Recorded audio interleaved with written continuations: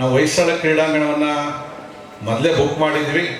ಬೇರೆ ಬೇರೆ ಕಾರಣಗಳಿಂದ ಅದನ್ನು ರದ್ದು ಮಾಡೋರು, ಪೊಲಿಟಿಕಲ್ ಕಾರಣದಿಂದ. ಈ ಸಾರಿ ಇನ್ನೊಬ್ಬರು ಹೊಸದಾಗಿ ಕೆಂಪೇಗೌಡ ಜಯಂತ್ಯೋತ್ಸವ ಮಾಡೋಕ್ಕೆ ಹೊರಟವ್ರೆ. ಅದು ಒಂದೇ ವರ್ಷನೇ, 2ನೇ ವರ್ಷ ಮಾಡಲ್ಲ ಅವರು. ಯಾಕಂದರೆ ಇದು ನಾನೊಬ್ಬ ಶಾಸಕನಾಗಿ ನಾನು ಎಲೆಕ್ಷನ್ ಟೈಮಲ್ಲಿ ರಾಜಕೀಯ ಮಾಡ್ತೀನಿ.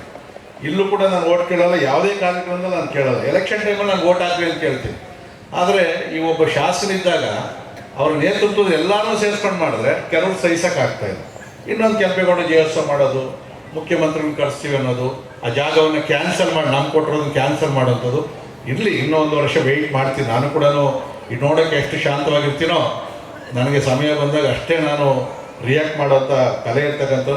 ನನಗೆ ಯಲಹಂಕದ ಬಗ್ಗೆ ಅತ್ಯಂತ ಗೌರವ ಆಯಿತು. 48 ವರ್ಷ ಆಯಿತು ನಾನು ಸೈಕಲ್ ತುಳ್ಕೊಂಡು ಯಲಹಂಕ ಸುತ್ತಕ್ಕೆ ಶುರು ಮಾಡೋದು. ನಾನು ಶಾಸನ ಆದಮೇಲೆ ಒಂದಲ್ಲ ಒಂದು ಕಾರ್ಯಕ್ರಮ ಮಾಡ್ತಾ ಇರ್ತೀನಿ.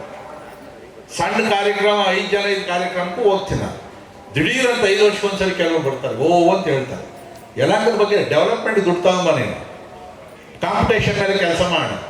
ನೀನೊಂದು ವೈಟ್ ಟ್ಯಾಪಿಂಗ್ ರೋಡ್ ಮಾಡಿದ್ರೆ ನಿನ್ನ ಸರ್ಕಾರದಿಂದ ತಗೊಂಬ, ನೀನೊಂದು ವೈಟ್ ಟ್ಯಾಪಿಂಗ್ ರೋಡ್ ಮಾಡು.